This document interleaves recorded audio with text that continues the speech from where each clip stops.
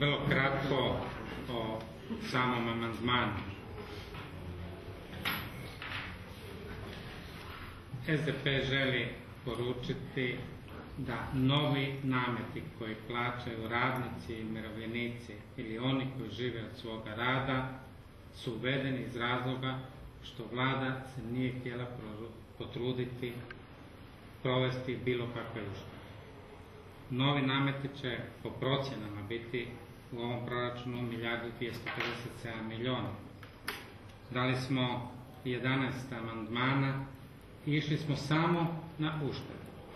Znači, ako neko ima hrabrosti građanima nametnuti nove namete i tvrditi da su oni bogati već sa 3.000 kuna, jer je to početak davanja, onda mi smatramo da Ministarstvo financija treba smanjiti svoju obveznu rezervu koju ima za potrošnju premijerke, koja je njeno nahođenje. Zaustaviti izgradnju graničnih prijelaza, jer i onako smo daleko od Europske unije, i treba opće rashode u Ministarstvu financija skinuti 157 milijuna. Zaštita okoliša kupuje nekakav objekt 50 milijuna. Ministarstvo mora. Svi nalazi državne revizije pokazuju da davanja za infrastrukturu u HŽ-u ne idu investicije, nego idu u plaće i enormnu potrošnju menadžera HŽ-a. Znači, nenamjenski uništavamo sredstva. Zaustavimo ovu godinu to, skinimo 500 milijuna, toliko je još ostalo na infrastrukturi, jer ne idu investicije. Nema izgradnje, nije skidanje radnih mjesta. U tome se mi razlikujemo. Čitamo nalaze državne revizije. 500 milijuna rađe skinuti na plaćama menadžera, neracionalnoj potrošnji u HŽ-u, a ne dirati poreze građana. Intelektualne usluge.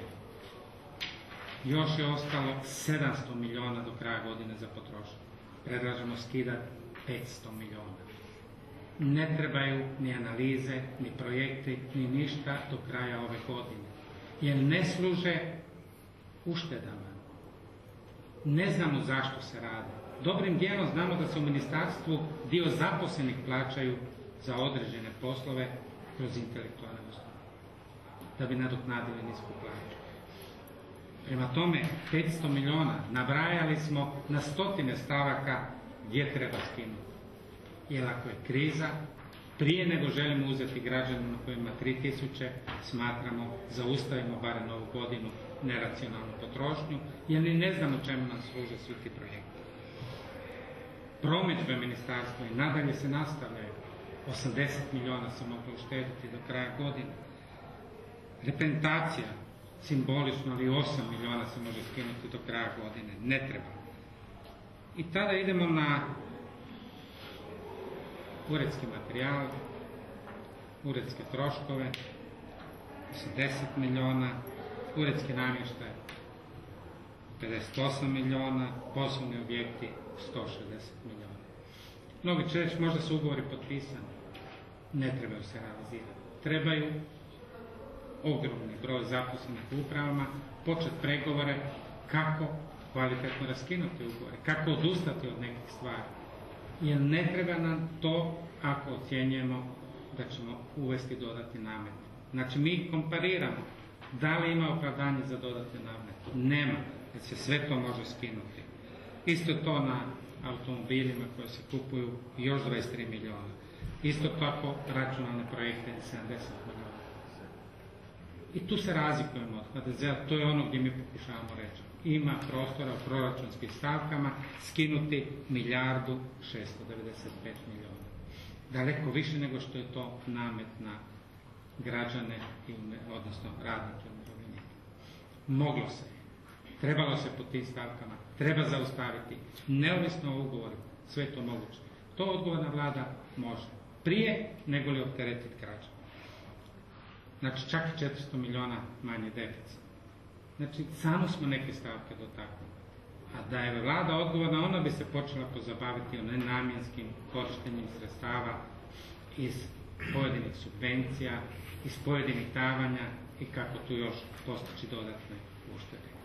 To je nešto što je vrlo bitno ako govorimo o idućoj godini. 120 milijardi je, nažalost, preveliki razlog. Sve naše projekcije govore da 110 milijardi koliko je planirano u proračunu prihoda neće se ostvariti. Neće se ostvariti. A iduću godinu, ukoliko ne idemo sa antirecesijskim mjerama, to znači poticajima privredi, a poticaje su privredi skidanje poreza i nameta. Skidanje poreza i nameta. Što znači moramo ići na manje prihode. Ako idemo na manje prihode, da ne bi stvorili velike škare, morali bi jednostavno još skidati troškove. I to će biti najteži dio toga. A koji su to poticaji u privredi, neka Branko nešto više.